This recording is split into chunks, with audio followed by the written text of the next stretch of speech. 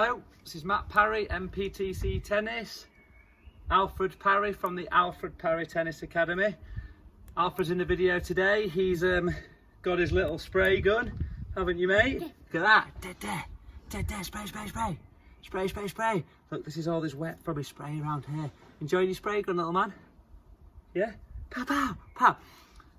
So, we were at Alfred Parry Tennis Academy this morning, and Alfred asked me a question. He says, Dad, why is it that so many tennis players have hip injuries? And I said, Alfred, that's a very, very good question. And I thought that's a good opportunity to do a little video on why I feel that too many tennis players get hip injuries. So what we'll do, Alfred, we'll pass you back to your mum. Here we go. We'll put you on the floor, actually, down here. So we're going to call this video the backhand hip block. And when it comes to footwork in tennis, and I will do a few videos on footwork in the next couple of weeks after the quite good feedback we've got from the stances video, is when it comes to footwork in tennis, you need to align your feet up with the direction that you're hitting the ball. It's dead simple. So if I was a quarterback in American football and I wanted to throw the ball to Alfie that's down there, I need to line my feet up towards Alfie. I don't have my feet pointing over there and try and throw the ball in that direction. So footwork in tennis is actually really, really simple. You need to align your feet up to the direction that you want to hit the ball, and then you recover with your footwork in the direction to where you want to go back to. So if I have a wide forehand and I want to go cross court, I align my feet in the way the ball wants to go, and then I pivot step back so that I can recover back. If I'm standing in the middle of the court, I'll just play what I was talking about the other day, an open stance front. I'll play with my right leg.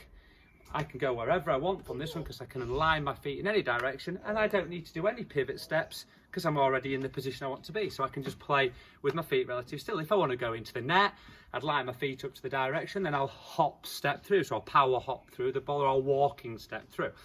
So that's my opinion on footwork, and I'll do some videos on that in later days. But what I want to talk about today is why people like Gustavo Kuerten, Andy Murray, world number ones, are already having hip operations way before their time. And the reason I think it is what I call the hip block on a backhand. And I see so many club players, professional players, high-level junior players, all players running to hit wide backhands on both the single-handed and the double-handed backhand, and stepping across with their right leg and then swinging and having a blocked hip.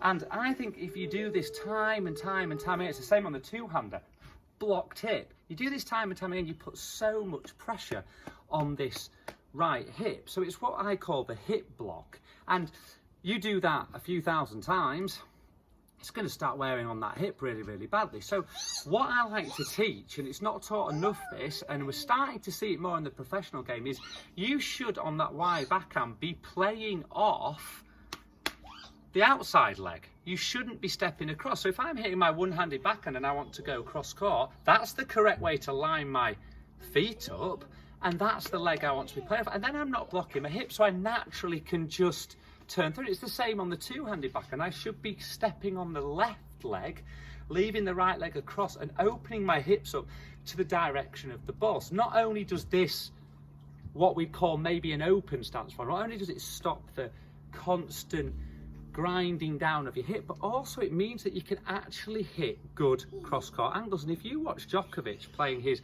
amazing cross-court backhand, he can get such great angles because he doesn't block his hip off. And as a tennis player, when you see someone running across and playing off what is commonly known as a closed stance, getting that ball cross court is sort of next to impossible. They might, if you're strong in your upper body, be able to manipulate it that way, but it's not the ultimate way to play it. So that's today's video. If you are struggling with a lot of hip problems, obviously there's 100 other reasons you could have hip problems, but if you play a lot of tennis and have played a lot of tennis and you're suffering from your hip, have a look at those wide backhands and check that you are not blocking off with your hip by stepping across. So start to practice left leg loading on your cross court backhands, both single and two-handed.